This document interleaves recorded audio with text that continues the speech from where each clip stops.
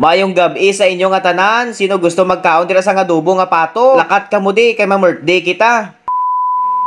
What's up guys? This is Bislocano TV. For today's video, gusto ko lang i-vlog guys no ang birthday sang ako niya nga tatay, ang amo niya nga superhero sa amon nga panimalay. Isang handaan na lang ini guys kay tidungan man sila sang birthday sang iya sini ikaduha nga apo nga si Cindy. Makita nyo man sa video ang ila sini nga handa, adobo lang ina nga pato kag adobo man niya nga manok guys. Kag syempre magtingala ka mo sa plato nga Jollibee ha. Dugay-dugay na nga plato guys, ginatago-tago ko gid kumbaga remembrance ko na kay tinag-ubra man ako ya sa Jollibee ta kurong sadto. Kag iklaro ko lang hatag ina sa amon. Sa punto nga ini guys, nalipay gid ako kag syempre tanan kami nalipay kay first time ini nga matabo nga ara ang tatlo niya nga apo guys, ara si Yenyen, ara si Cindy nga naga-birthday kag ara man iya ang akon nga bata nga si Megan. Ari pa gid ang handa nila guys, so tinula nga native nga manok kanami. Oh, luto na siya guys, amo nang higup-higupon naton nga sabaw karon. Ari gali guys, so ang mag-birthday si Cindy kag si Papang na ginakarga-karga niya gido. Nagatingala siya kay gina-video ko siya. Anyway, ari man ang iya nga ikauna nga apo guys, so nang nakapula amo na si Yenyen, talented ina kag ari nga akon nga bata si Megan.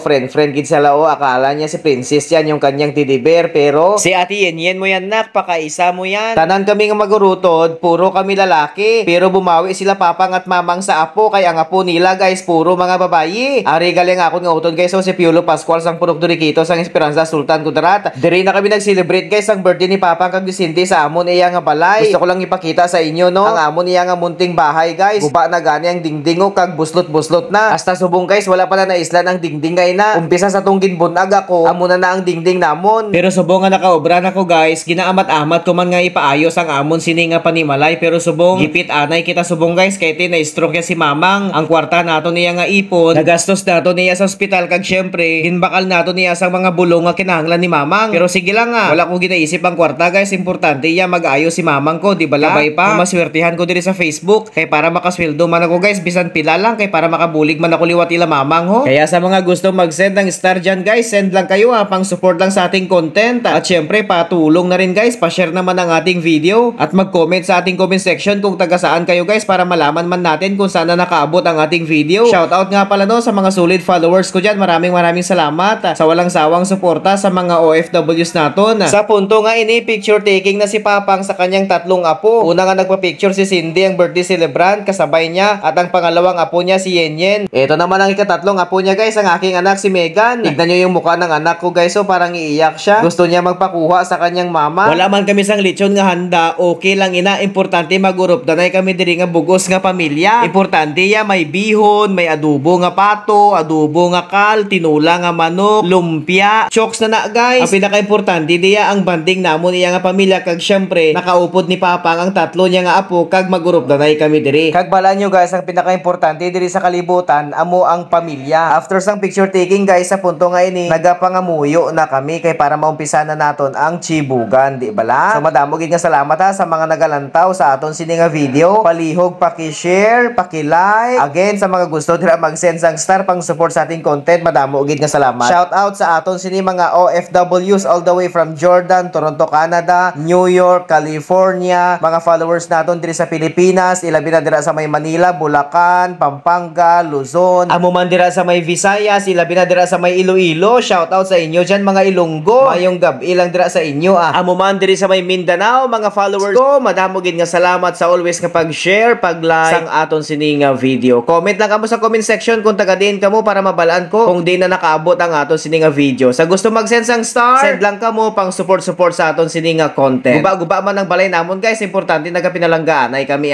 Madamo nga salamat.